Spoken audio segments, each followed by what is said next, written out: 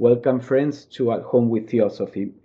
We are exploring a series of articles by Annie Besant. Three of them, or four, were collected in a little book, The Laws of the Higher Life. And today we are going to look at karma and reincarnation. Not so much an explanation of the details of these two laws, but how the understanding of karma and reincarnation can produce a change in how we deal with life, with the circumstances, etc.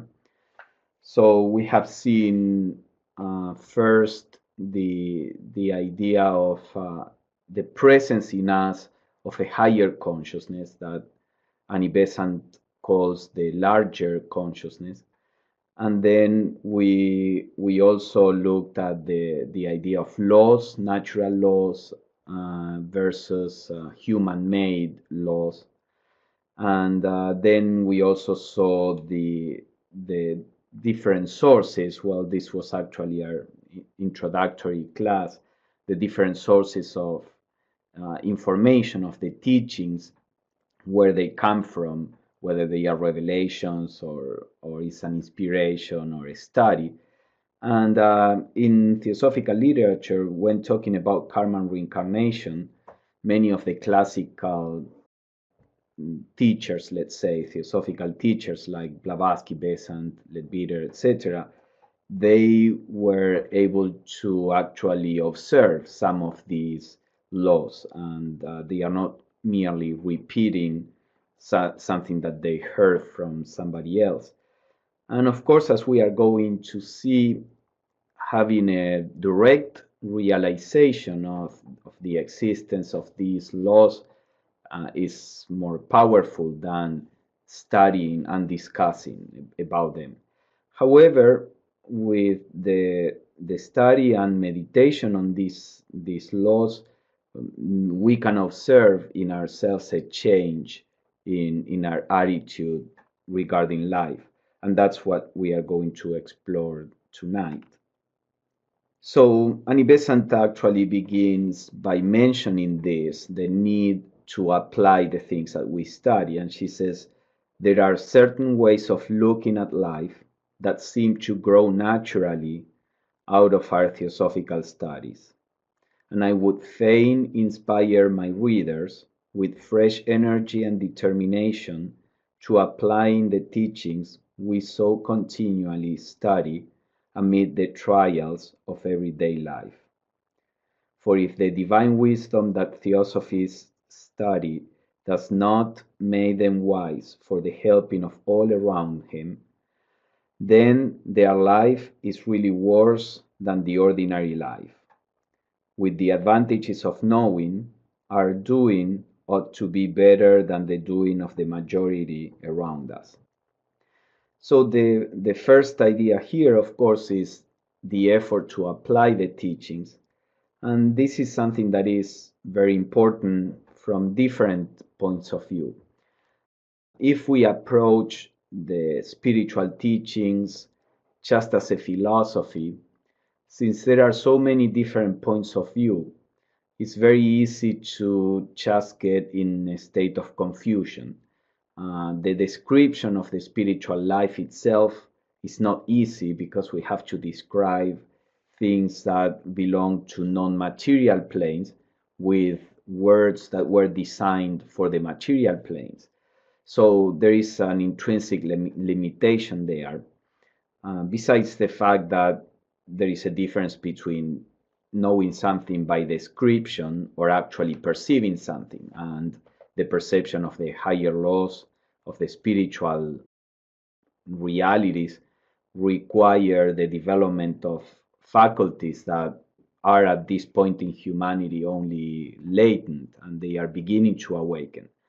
So applying the teachings that we study will not only bring a deeper understanding, because when we actually try to live according to these teachings, we start getting in touch with that higher perception. We call it in Theosophical literature the spiritual intuition.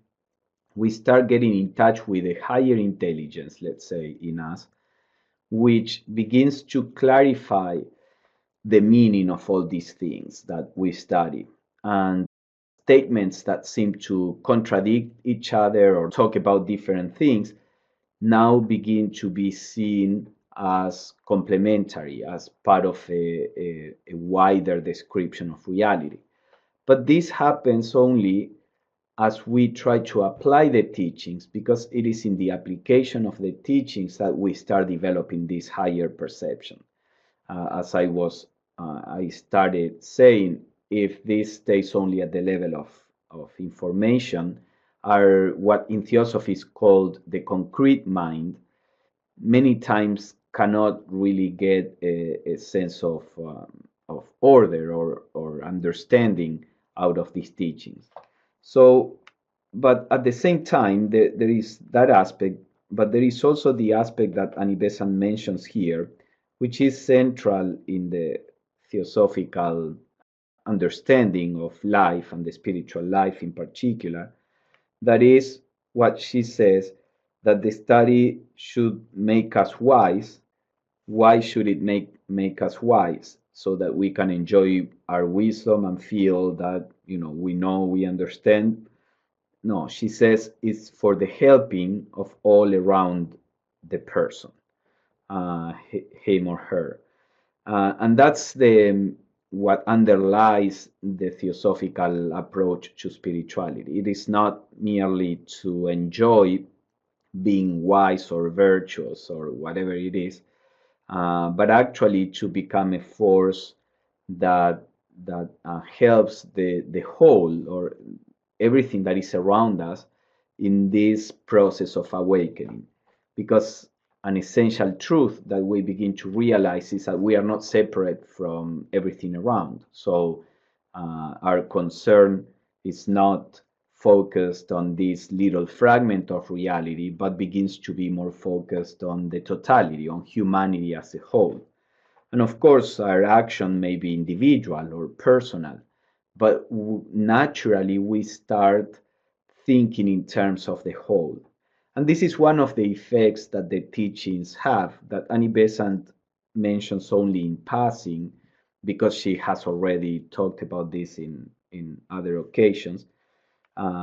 But we will see that in the next slide a little bit.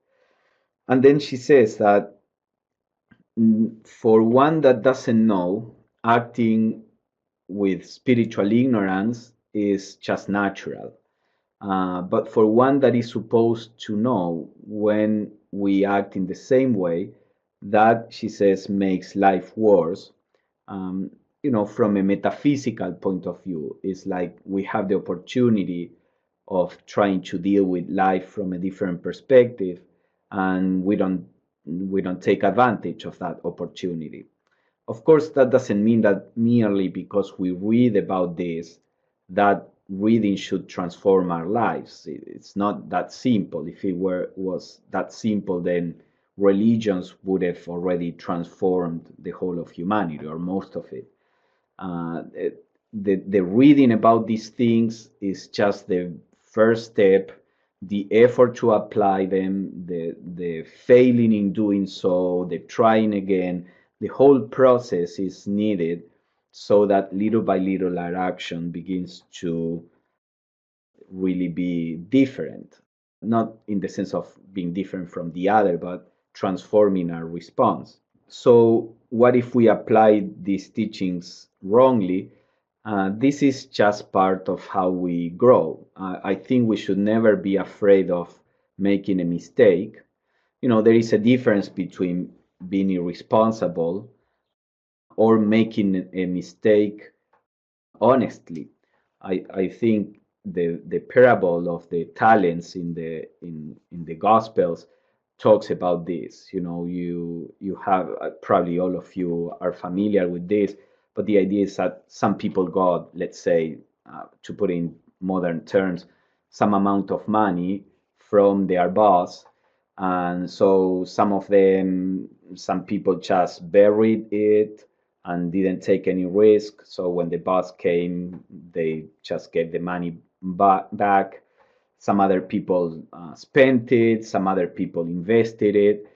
And the parable encourages people to take risks and to do something about it. So the teachings are given to us for us to the best of our ability, apply them. And the only way in which we learn is by making mistakes. I mean, not the only way, but by making mistakes, we learn. So we should never be afraid of making mistakes.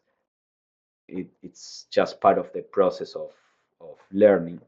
And if because we are afraid of making mistakes, we just are too timid and we don't try to apply them and we don't try to respond to life in a new way, then we will get stuck in the place that we were before. So Annie Besant proceeds and says, now, what are the main points in life on which brighter light shines out of the knowledge that we strive to acquire? I will not pause at our first object, to be a nucleus of brotherhood. One of the aims of the Theosophical Society, the first one, is to form a nucleus of universal brotherhood without any distinction of sex, caste, race, creed, etc. So she says, our chief work ought to lie in helping, so far as we can, everything that makes for brotherhood, and thus realizing that it must not be a mere empty profession. So this is what I was talking about, the idea that what we do is in the context of this a realization of unity, which in the language of the 19th century was put as a sense of brotherhood for the whole of humanity without any distinctions. And that only comes from this realization of unity. So that is obviously something that is central in the theosophical life. But Annie Besant says that on this occasion, she will talk specifically about two great doctrines, she says, that of reincarnation and karma. So let's start with reincarnation.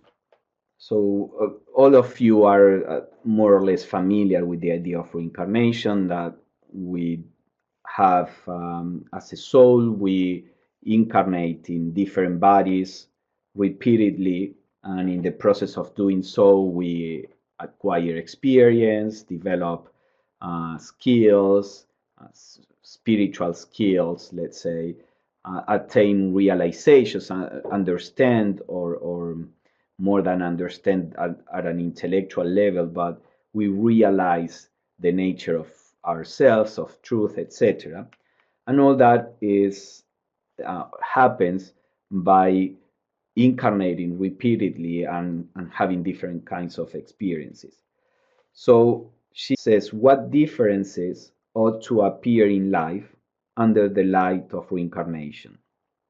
First of all, looking at life with that wider horizon should give us a patient strength and absence of hurry, which are not very characteristic of modern life.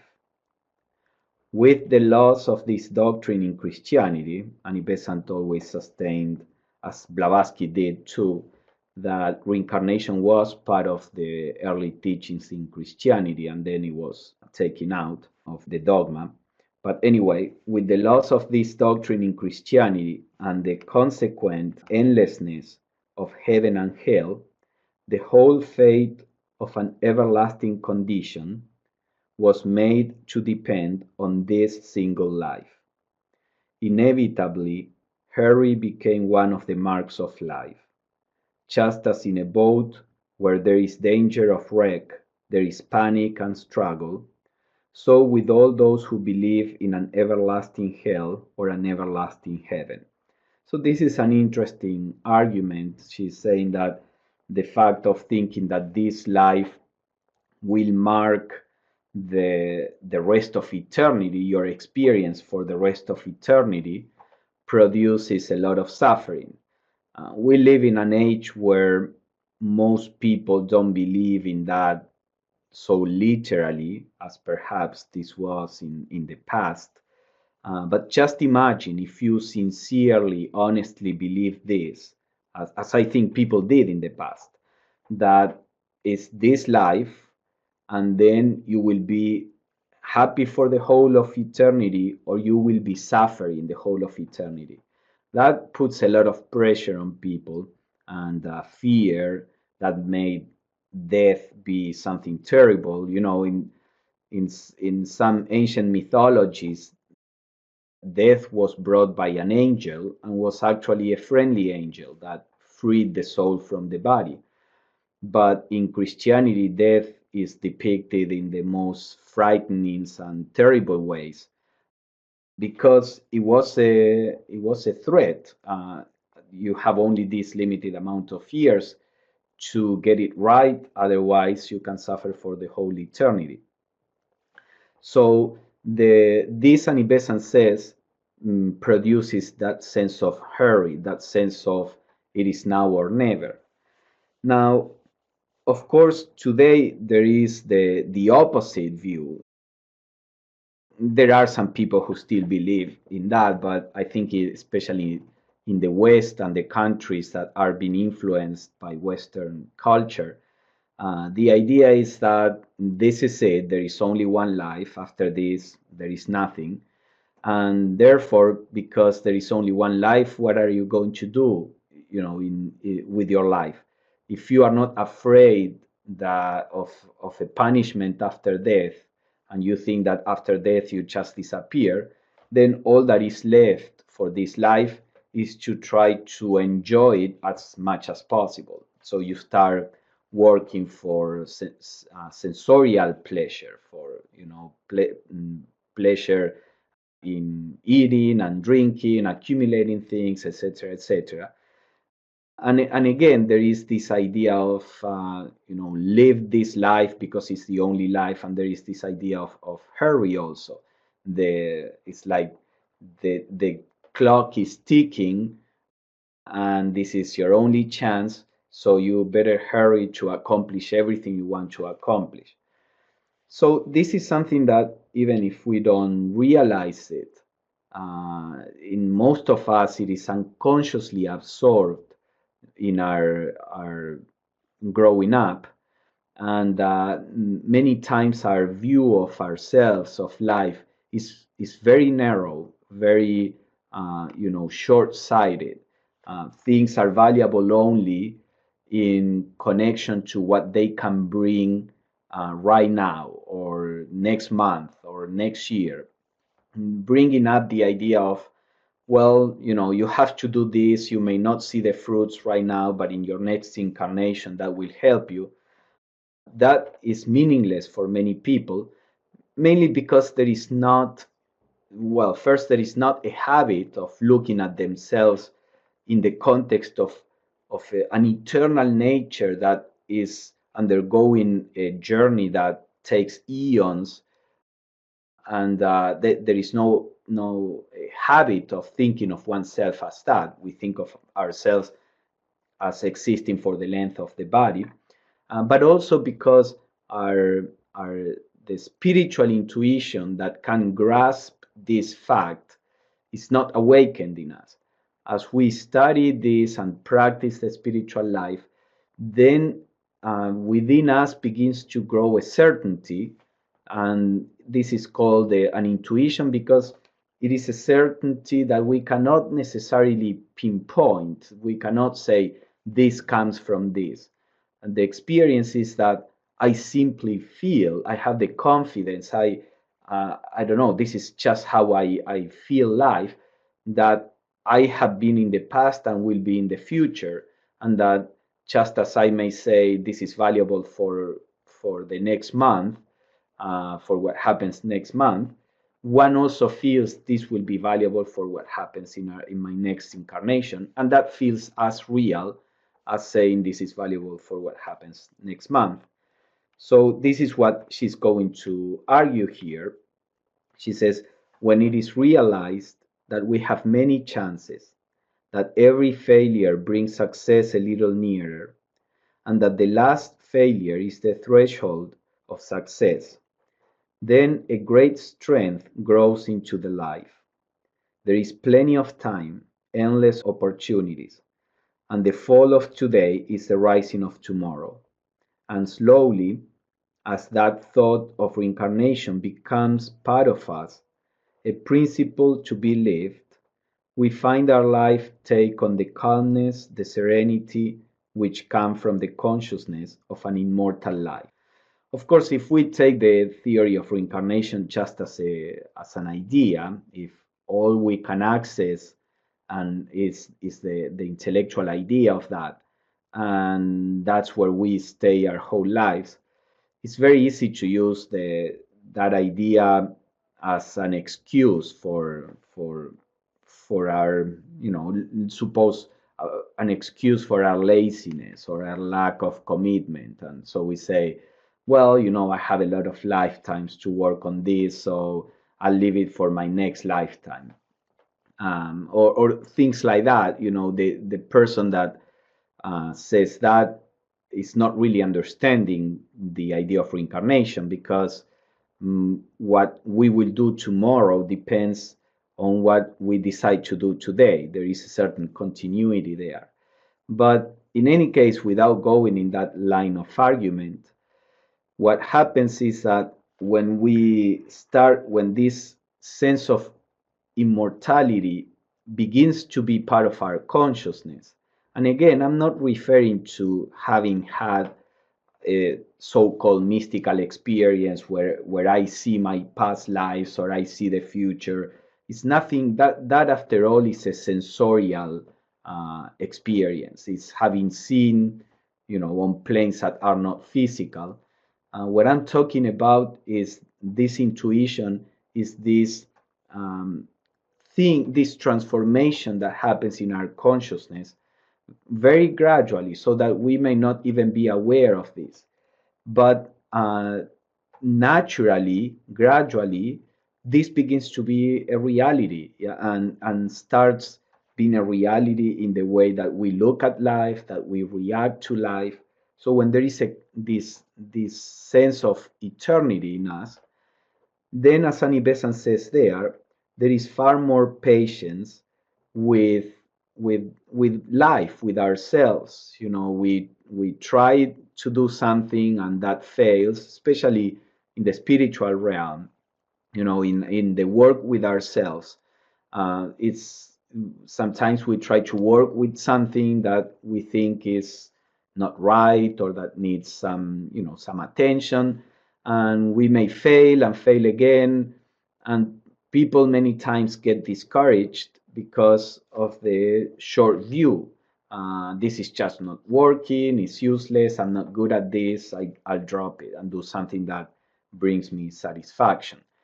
But with this idea of not only of reincarnation, also of karma that we are going to see, but this idea that there is an eternity, or we have an eternal nature, and every effort that we make will produce a result. It may not be right now, but it will be in the future.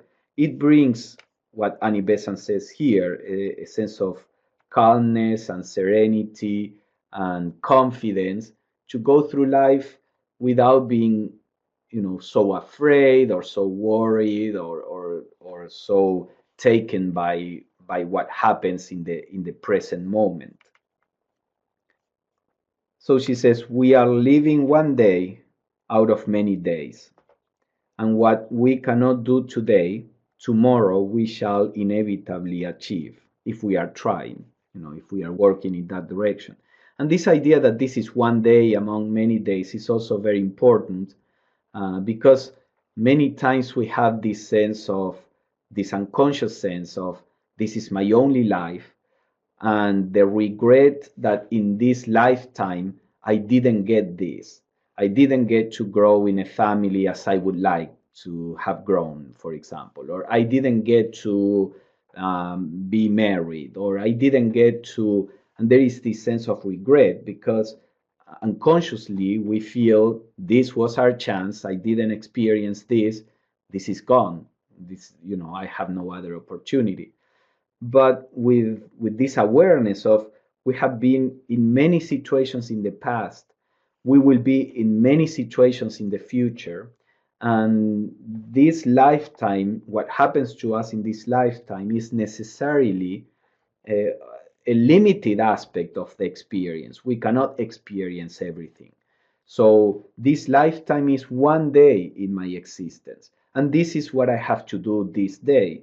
So in my next time, my next lifetime, I may have, I may be able to enjoy this, or I may be able to have a different, way of living, or whatever it is.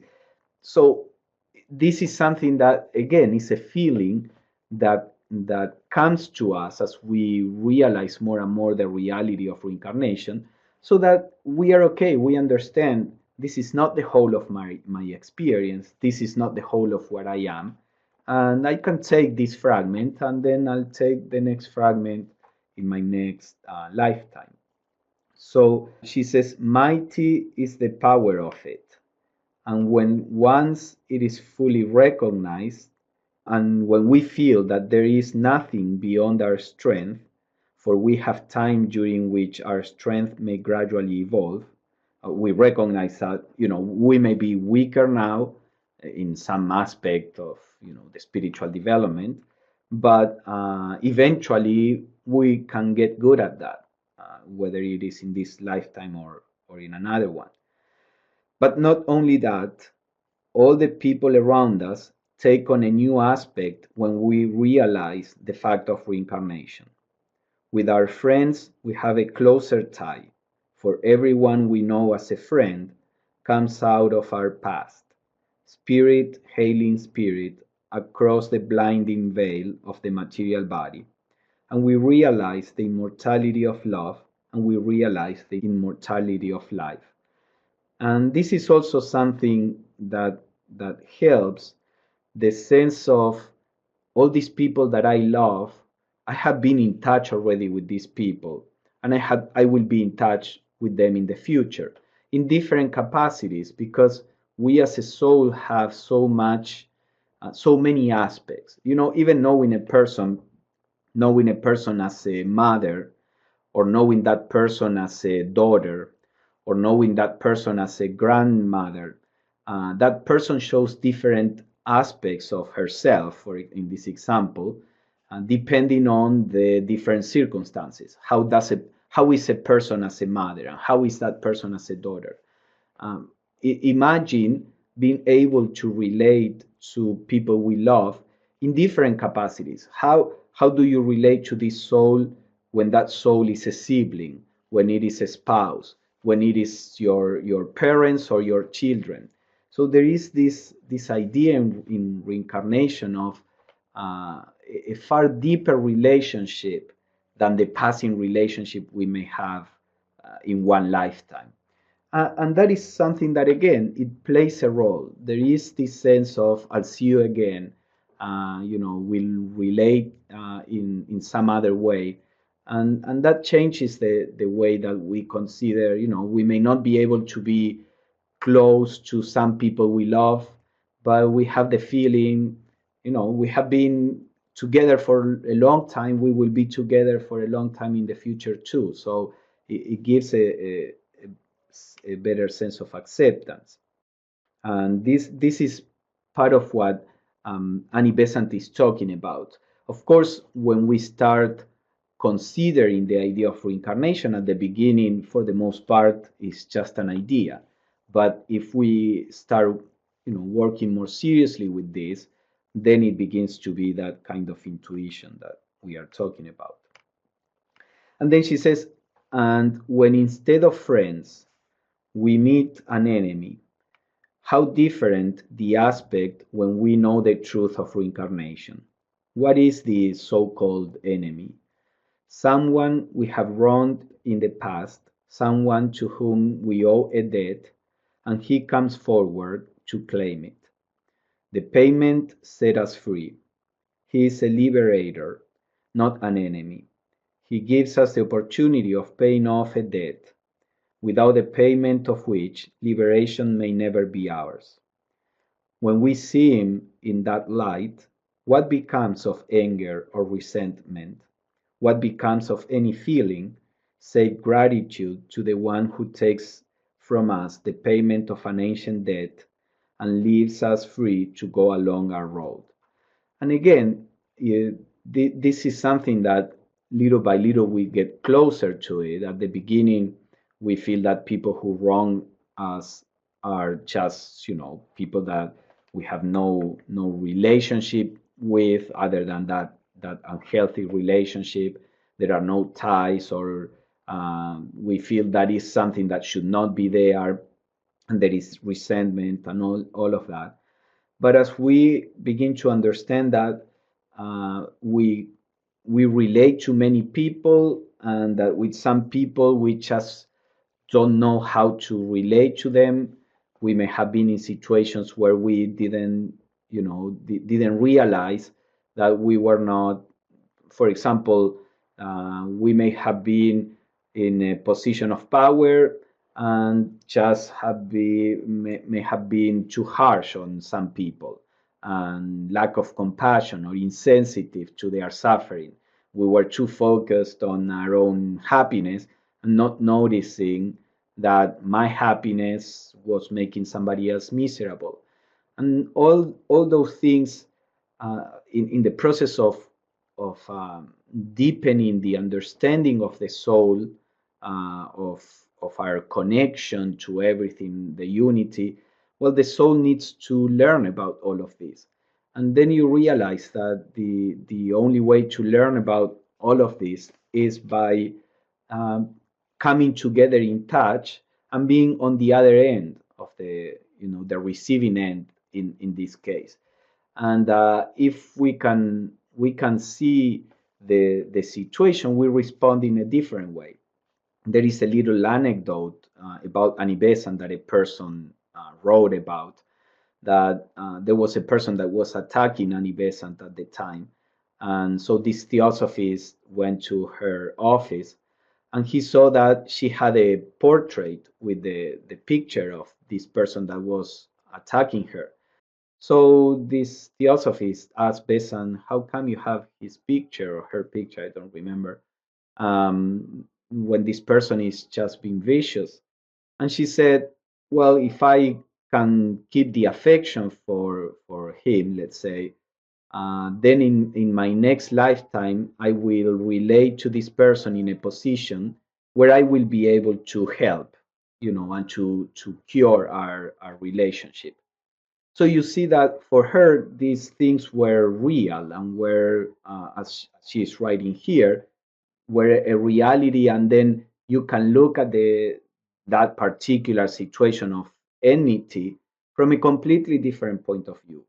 You understand that this is not just a random bad relationship.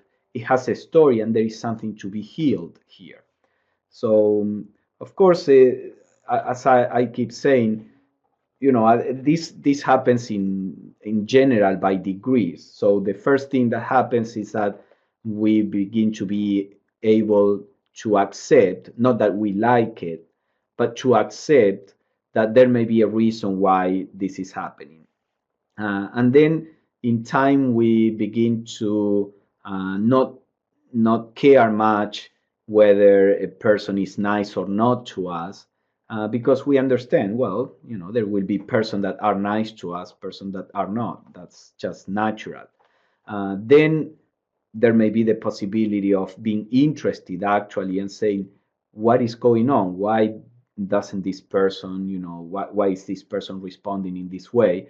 And a genuine interest in healing the relationship. And many times that relationship cannot be healed on the physical plane, but inwardly we can hold this sense of integration. And then in our next lifetime we will be born in a different situation where that becomes possible.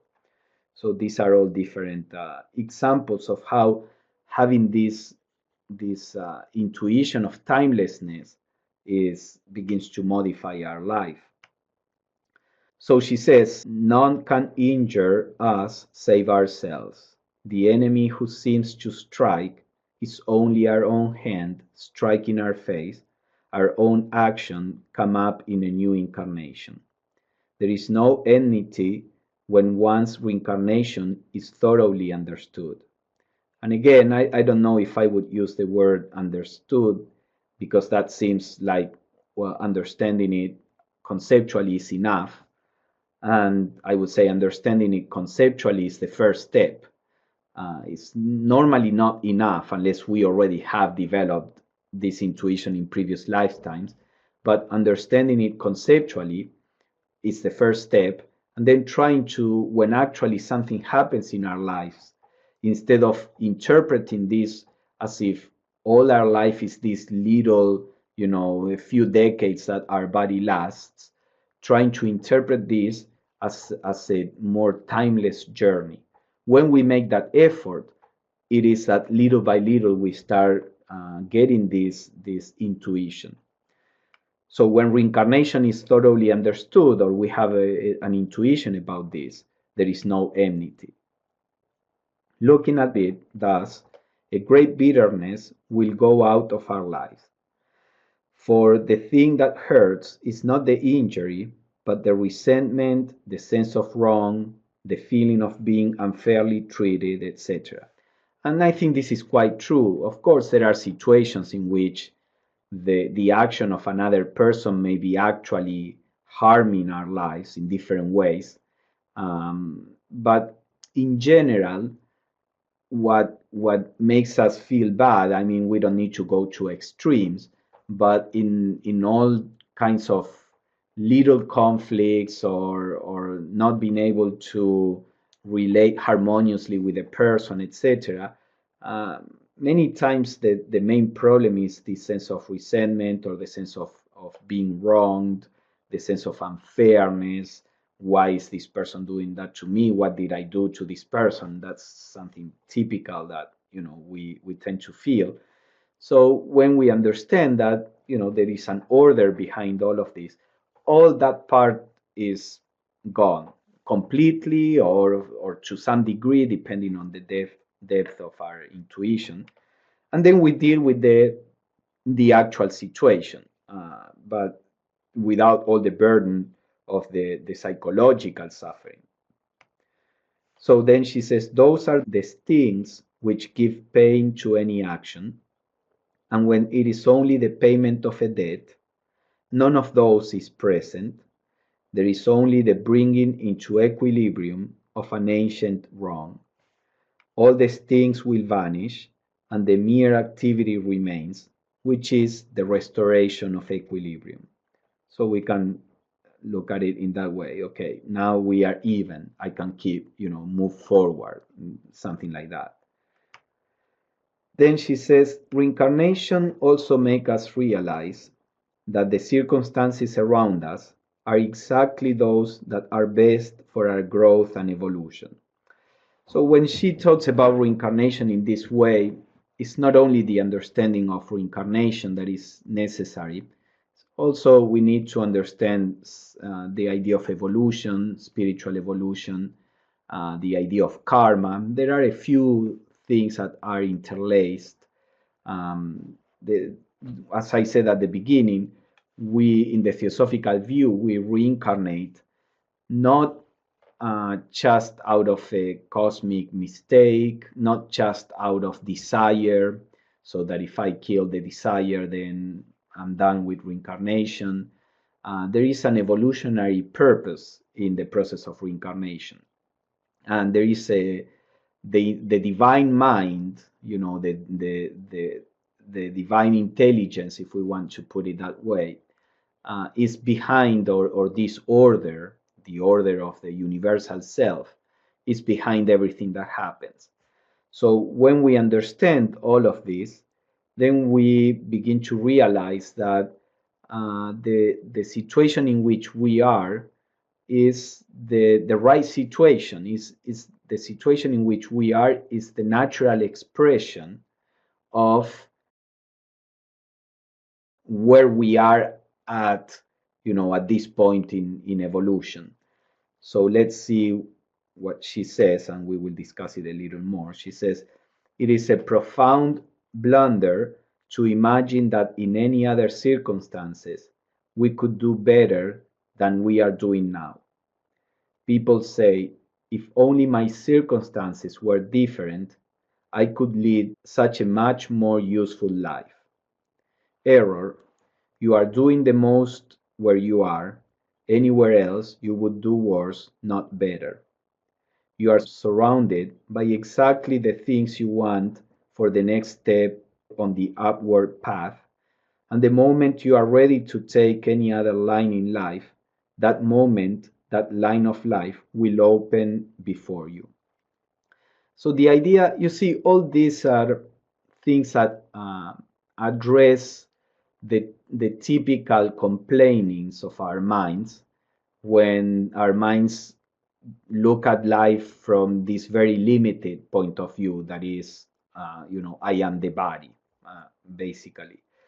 So some people may say, I'm so busy with business or with family, I don't have time to devote to this, to the spiritual life or whatever it is, which is not true. There may not be time to, spend a lot of time studying or a lot of time meditating or whatever else we imagine, but life itself is our training. So there is always the opportunity of trying to lead life in the best possible way.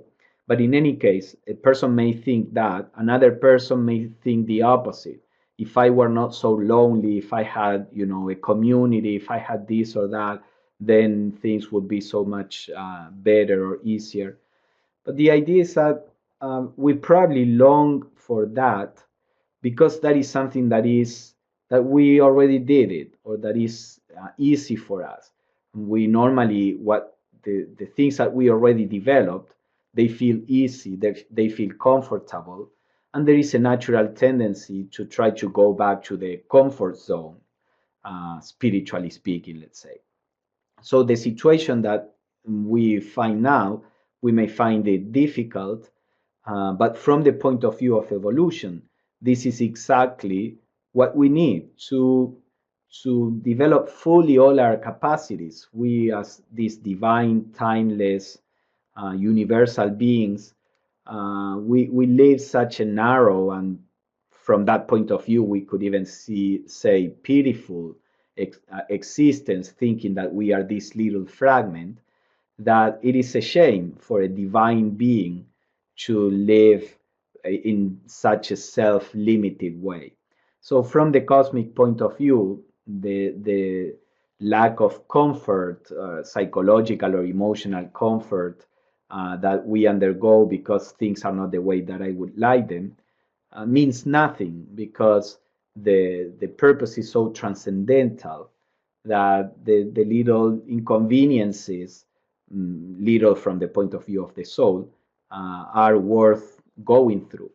So basically, Besant is saying here, if we really understand this, we begin to cooperate with life, not try to manipulate it and bend life to our desires. Most of our desires are a result of the past.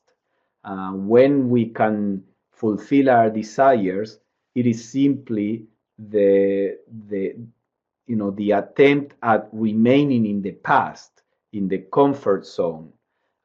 So from the evolutionary point of view, we should work along with what life presents us here, trusting that there is a far higher order than the little desires that we may have. And all of this, again, this is a feeling, a natural feeling that begins to take over us in a sense, when we understand all of this. So at the beginning, when we study about this, it's just like an idea. It may be a little artificial. For us, it may or may not be true. And it always starts as something more artificial. But as we work with this, as I keep, pointing out, then that becomes part of ourselves. So we don't even go to the idea any longer. We don't need to reinterpret reality in this way. There is this intuitive sense of how things are. But until we get there, we may need to do as I say, the first step is the intellectual, let's say, consideration and the pondering over all these things. And then there is contentment during strife, yes. And, the idea is that pleasure and pain, pleasure is pleasant and pain is unpleasant. But as we begin to have a greater sense of who we are, then pleasure and pain are experienced in a different way. And we already do that in daily life, like if we go to a gym or to do some sport, there is pain there. There is pain on a certain level. On the physical level, there is, tiredness and shortness of breath and pain in our muscles. But if we live because we live on a higher plane, in the sense of we understand that this is good, whether it is good for our health or we enjoy playing that sport or whatever the reason, then the physical pain is experienced in a different way. So similarly, when we start living on a higher plane, and by a higher plane I mean this intuition, when we start living from there, even the strife is understood from this higher perspective. So sure, the strife may bring some sorrow or some difficulties, some kind of suffering, but it is experienced in a different way because there is this awareness of a higher purpose. And so that's also the effect of working with all these ideas. So then she elaborates a little more on this. She says, is there a clog in your family or business? That is the thing you want to bring out qualities in, which you are deficient in every single case. So wise is the good law. The circumstances round you are the very best that the wisdom of an archangel could plan for your growth and unfolding. So the idea is that the circumstances in which we are developing are part of this higher order that in Theosophy we call the Logos. Logos is a Greek word that means reason, intelligence, also the word. When in the Gospel of John, John says, in the beginning was the Word, and the Word was with God, and the Word was God. The Greek term for word is logos. So, and the idea in the Theosophical view is that all this order is an expression of the divine intelligence that we call the Logos, and that the souls are guided by means of celestial beings.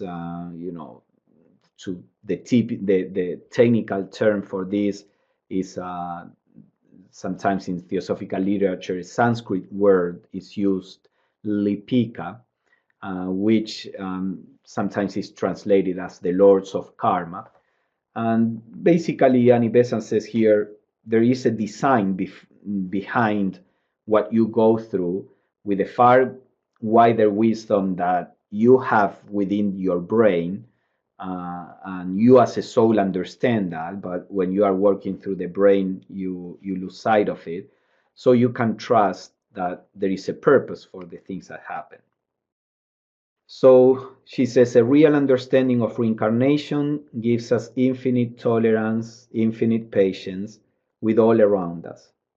The great trouble of the truly good man or woman is that people will not be good in the way that he or she wants them to be good. If only my neighbor would do what I think he ought to do, how much better his life would be. Good people worry themselves almost to death, not in improving their own lives, but in reforming the lives of their neighbors. This is all wasted work. The self in each knows his own path much better than the self in anybody else can judge it for him, and establishes his road in life according to the unfoldment that he desires and needs. He takes his best path. This is another important point.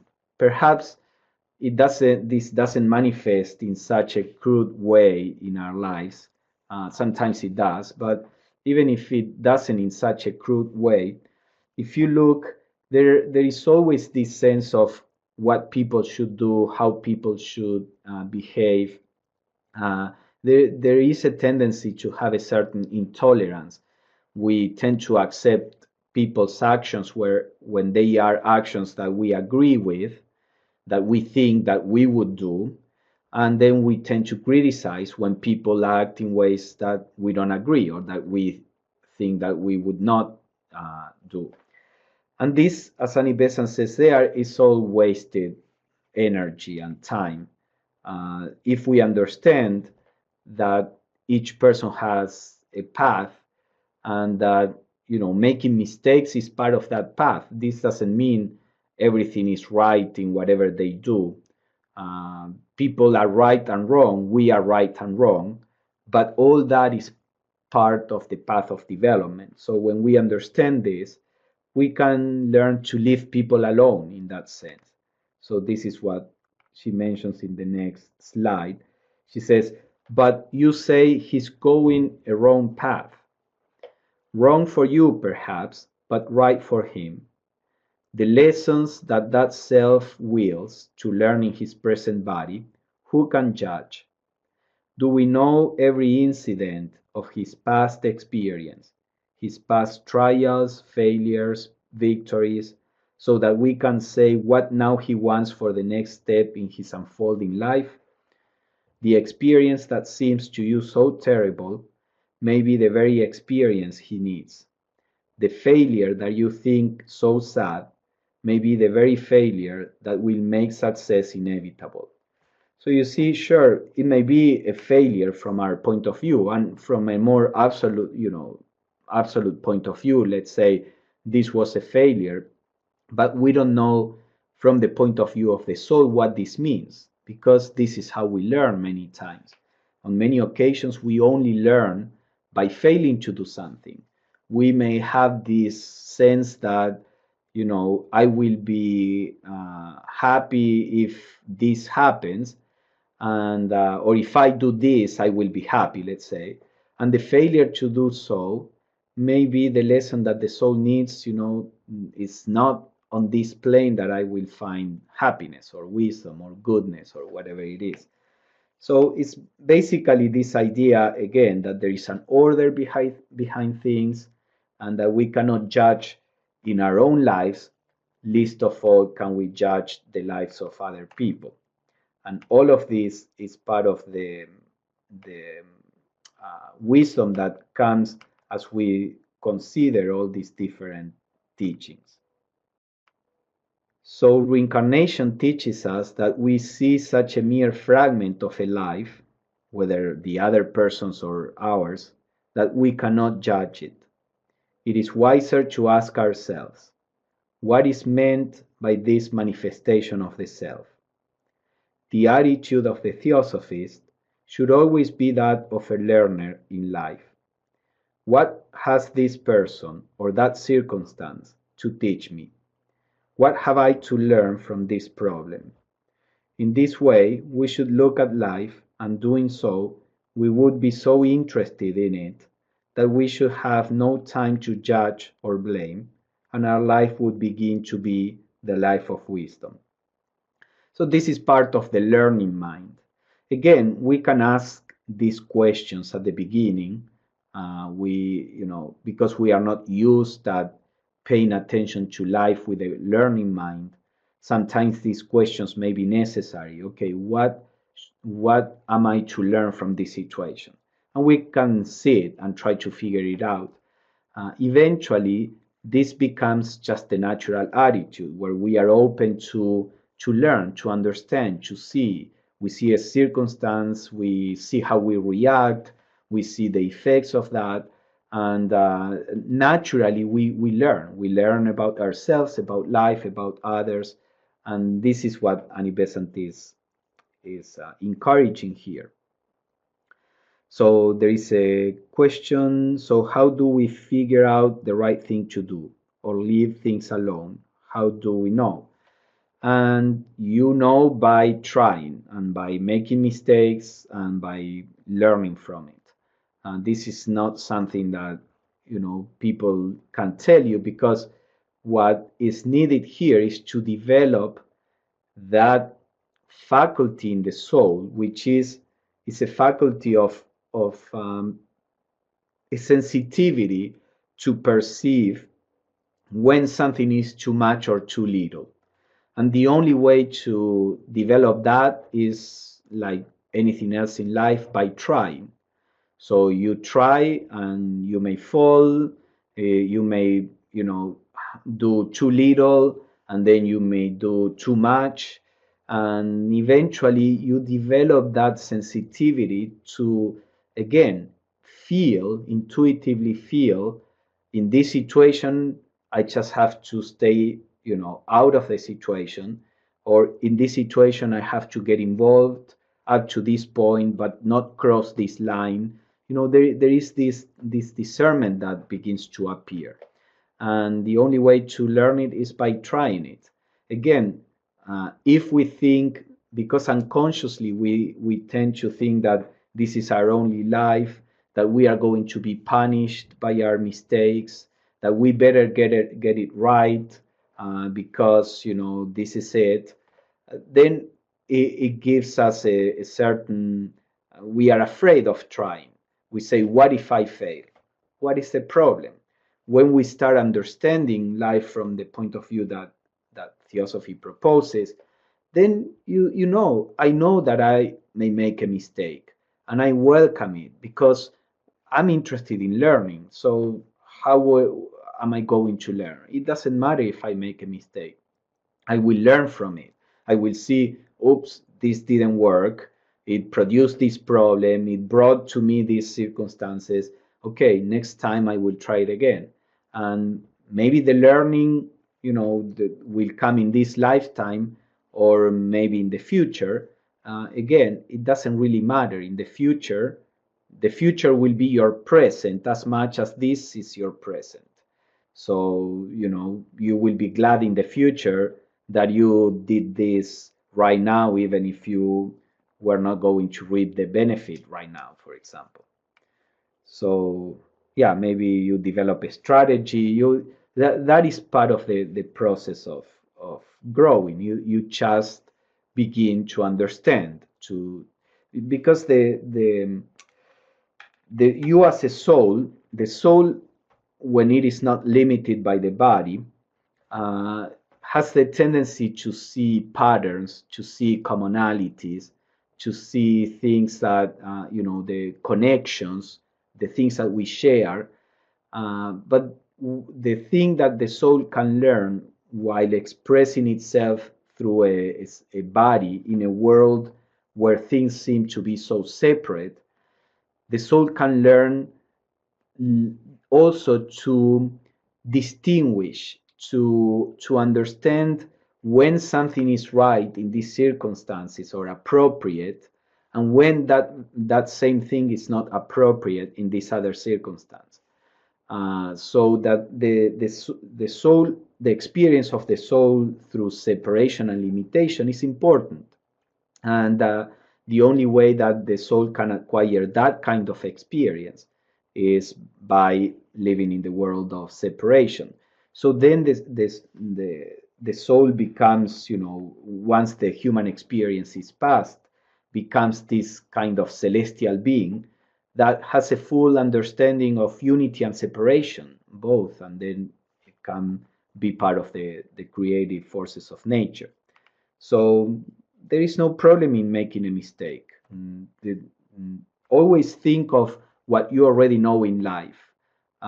If you are going to learn anything new, don't you know that at the beginning it won't be very good? You maybe never worked on wood, and you start working on wood, and you don't expect to all of a sudden be a great artist. Perhaps you are, because you have done it in previous lifetimes. But for most people, you start doing it and it's kind of sloppy, and you say, okay, it's good enough. I'm just learning. You don't condemn that. You don't feel unworthy. You understand the process. So similarly with spiritual situations or psychological situations, you start trying, and yes, the result may be a little sloppy, but it's only natural. You just keep trying and learning. I guess it is good for my soul to learn, but not so if someone else is harmed, but I will figure it out. No, that is all part of everything, because mm, just as we learn by, sorrow, and we learn also by happiness, the other person is going through his or her own path too. So the sorrow that we produce uh, while we were trying to do our best is part of his or her path. If it is not us that produce that sorrow, somebody else will. And perhaps the other person produces a sorrow without even trying honestly to do the right thing. So we should never, refrain from that. We try to do our best, and the sorrow that comes to other people while we try to do our best is not our problem.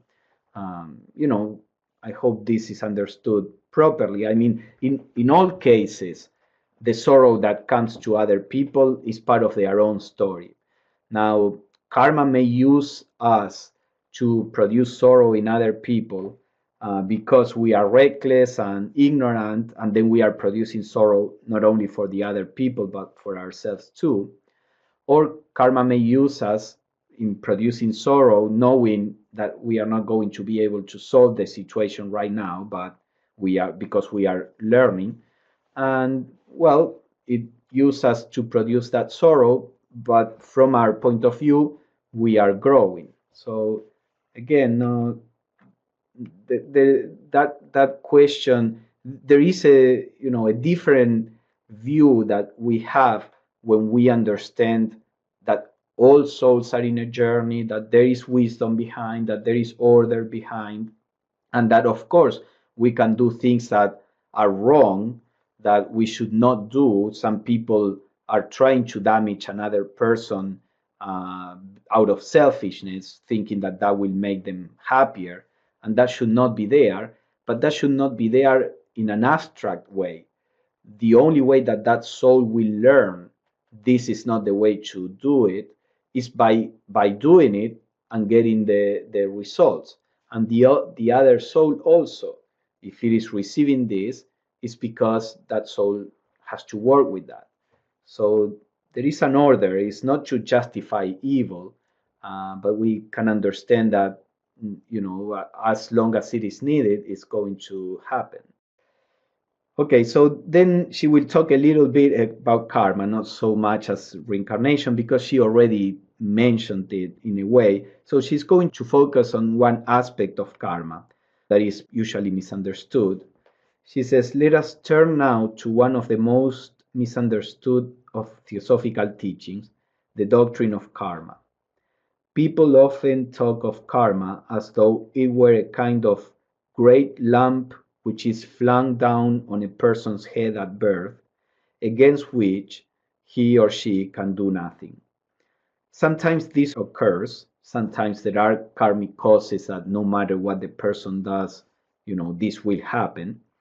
But in the vast majority of cases, the karma that you are making every day is modifying all the results of the karma of the past. So karma is a continuing creation, a continually growing power, modified every moment by every thought, every desire, every action. So the idea is that karma is not merely this predetermined determined fate that is a block, but it's something far more flexible, far more flowing, and everything we do now is interacting with the past, and the present results is the result of the interaction of the past causes and the present causes. So it's as she says, a continuing creation. Of course, if in the past we generated a lot of causes in one direction, the efforts of the present may not be enough to change that direction, but they are never lost, as Annie Besant is going to talk about. They begin to change the direction. However, in most cases, she will argue, the causes, because we have all kinds of contradictory desires and actions, the causes that we generated are not, most of them are not so solid. And we'll see what she explains. She says, remember the karmic laws. Thought makes character, desire makes opportunity, and activity environment. She deals with all of this in her book on karma. And the idea is that what we actually do on the physical plane will generate the environment in which we are born in the future. What we desire will bring the opportunities in the future. And then how we think and understand life is creating our character and how we will face those circumstances in the future. But that's not her main focus here. She says, look back over any one day and you will find your thoughts very mixed, some useful, some mischievous. And if you had to strike the balance, the resultant of the intermingling of all those thoughts in the karmic stream might be very difficult to determine. So with desires, part of the day you are desiring nobly, part of it badly. So with your actions, some hasty words, some kind, very mixed. The study of one day will prove to you that you are creating a very mixed karma and that it is hard to say what the outcome will be. So by this she means, the karma in most people is not set on stone because we create all this mixture of causes. So it's a fluid thing that is coming to us. And if today we decide to go firmly in a certain direction, then the causes that we are generating today can guide the karmic, course in that particular direction. In most cases, again, there are certain circumstances that we cannot change. But for the most part, karma is something that is far more flexible. Now, this doesn't mean that it's unfair. For example, if we did unkind things in the past, but now we realize our mistake and we are kind, for example, and I'm simplifying, karma is far more complex than this. But let's say I'm kind now. Well, these causes will counterbalance each other, and the result will be that I'm not going to experience the result of unkindness, and I'm not going to experience the result of kindness. Again, I'm simplifying this. So eventually, as our understanding grows, we begin to generate, let's say, causes that are more aligned in a certain direction, and then that is the moment where we start seeing our life having a more evident order, a sequence, these synchronicities or coincidences or opportunities for one thing or the other that open up are the result of the karmic causes that we are generating being more in a coherent direction. And at the beginning, because we do these causes to enjoy the result of the action, they will bring enjoyable results in the future. But eventually, this stage is also transcended. Now we realize that after all, enjoyable situations or not, that is not the most important aspect. The important aspect, is the learning, is being of help to others. So when the action begins to be more impersonal, all that karma generated doesn't come back to us on the personal level, but begins to be to work out at the level of the soul, let's say. So all the good actions, instead of being wasted in a sense in bringing us happy situations on the earth life, which is passing, all those causes now begin to be used by the soul in a sense, and I'm talking allegorically here, but I believe that this is a fact. The language is allegorical. Let's say all these causes are used by the soul to grow, and since the soul is eternal, the karma is far better used, or the karmic causes. So anyway, the main point here is that karma is far more flexible and complex than we think. So we shouldn't feel that karma is this kind of fate that falls on us and that there is nothing we can do about it, or that karma is this kind of punishment. Many times the difficult situations and the suffering is the most valuable friend for the soul, and the plenty of opportunities and pleasure is actually a curse for the soul, or at least a waste of time. So we should not judge karma in those simplistic ways. So going on with that example, she says, apply that to your past lives and you will get rid of the notion of an enormous stream that is sweeping you away. That stream is made up of thousands and thousands of different currents, and they play themselves off one against the other. With very many of the decisions that you take and the actions that follow those decisions, the scales of karma are balanced. A real understanding of karma is a stimulus to exertion. At any moment, you may change the issues of destiny. So her main point here is never think it's not worth trying. It is always worth trying. In most cases, eventually, you will be able to change the circumstances.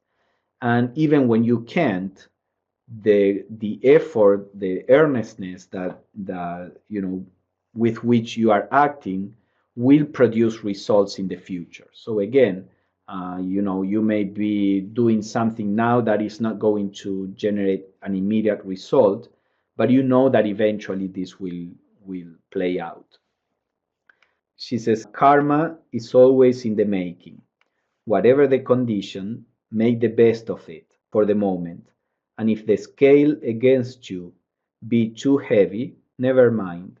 You have done your best, and that will have gone into the other scale and made them more equal for the whole of your future. Exertion is always wise, no matter if it seems hopeless. You have diminished the weight against you. Every effort has its full result, and the wiser you are, the better you can think and desire and act. So, an example would be if there is a vehicle that comes with a certain inertia and you are trying to stop it, and you start, trying to stop it, but the vehicle is still pushing you back. You don't just stop trying to stop the vehicle. You understand that there is an inertia there, and even though you are still moving back, if you keep trying, eventually the vehicle will stop. So that is similar to this. Your effort may not be enough to change the situation right now, but eventually it will change it. The problem is, again, this when we don't have this sense, this holistic sense of a longer existence, then there is this feeling of, well, what do I know about the next lifetime, whether this is going to happen or not? But as that becomes a reality in your consciousness, then it's always natural. You just say, well, of course, I'll try it. And I know that all my effort now will bring a result eventually. And then, of course, she says, if you cannot change your fate, change yourself and meet it at a different angle, so to say. And you will go gliding away successfully where failure seemed inevitable. Skill in action is yoga. This is from the Bhagavad Gita. And that is one way in which the wise person rules his stars instead of being ruled by them. The things that are really inevitable and in which you cannot change your attitude, endure. When there is some destiny so mighty that you can only bow down before it and yield, even then learn from it. And out of that destiny, you will gather a flower of wisdom that perhaps a happier fate might not have enabled you to pluck.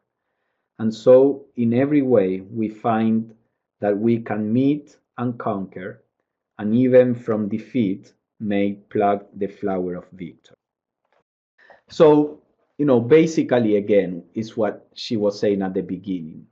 If we have this learning mind, the idea of learning, of, you know, uh, developing abilities, if I understand that this difficult situation will help me develop a certain strength or poise or tolerance, then when we begin to be more interested in that than in pleasure and pain, then it begins, all life begins to be worth it. All life begins to be meaningful.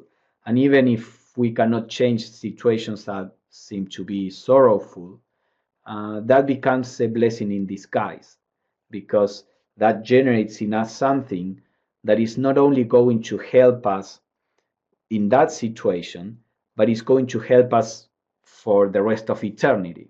If we develop that endurance, for example, well, that will be something that we will keep with us forever, as opposed to having found some trick to change the situation and make it happier or more pleasant, but we are still weak in the endurance aspect or in whatever else is there. And sure enough, we will be in this life and in many lives in the future in situations where endurance is needed. So you see how uh, there are certain things that are far more important than the present situation and turning the present situation into something happy. If you can have that sense that it's normal that if you are getting in touch with this, you know, not not for too long, or you haven't worked on this for too long, that it seems that these ideas, or maybe a little artificial, but it is the experience of people who try that these ideas become part of how you see life unconsciously. You don't even notice it until somebody tells you, how come you always interpret life in terms of lifetimes, not only in terms of what happens today, and you never realized it, but that you were doing that. But that becomes your default way of dealing with life, for example. As you can see in these writings, Annie Besant doesn't really aim at explaining these laws, how karma and reincarnation work. She wrote some books about that you can, study. She's focusing on how these laws can help us face life in a different way.